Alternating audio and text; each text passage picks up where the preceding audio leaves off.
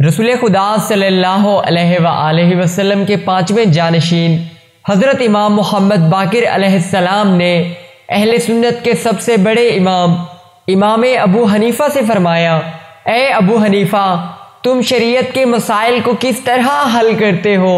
تو امام ابو حنیفہ نے امام محمد باقر علیہ السلام سے عرض کیا، میں شریعت کے مسائل کو حل کرنے کے لیے قیاس کرتا ہوں۔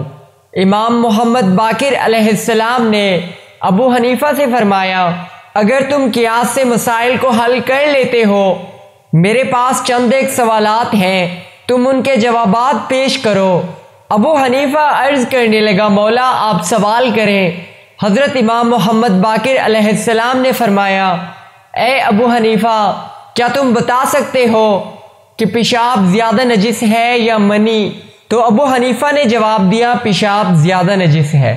امام محمد باقر علیہ السلام نے فرمایا کہ اگر پیشاب زیادہ نجس ہے تو یہ صرف دھونے سے ہی کیوں پاک ہو جاتا ہے اور منی کے لیے غسل کرنا پڑتا ہے؟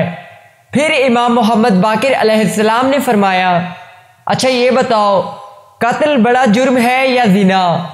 تو امام ابو حنیفہ نے جواب دیا، قتل بڑا جرم ہے۔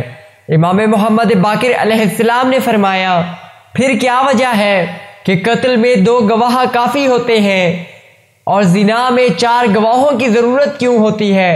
پھر امام محمد باقر علیہ السلام نے فرمایا، اچھا یہ بتاؤ، نماز کی عظمت زیادہ ہے یا روزہ کی؟ امام ابو حنیفہ نے کہا، نماز کی عظمت زیادہ ہے۔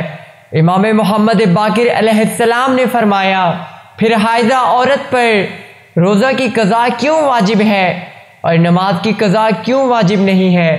اس کے بعد امام ابو حنیفہ نے اپنی جہالت کا اعتراف کر لیا اور امام علیہ السلام سے جواب دریافت کیا۔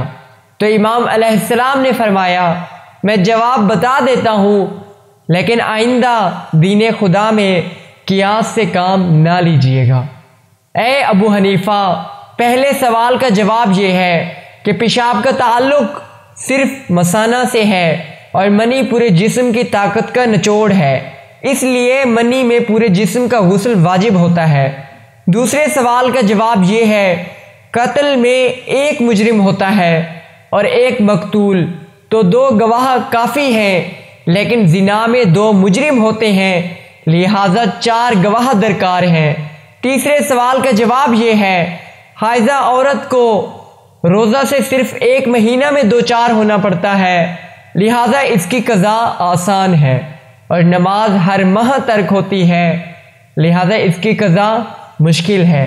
پھر اگر انسان روزہ رکھ لے تو زندگی کے دوسرے کام انجام دے سکتا ہے، لیکن نماز پڑھتے وقت انسان دوسرے کام انجام نہیں دے سکتا۔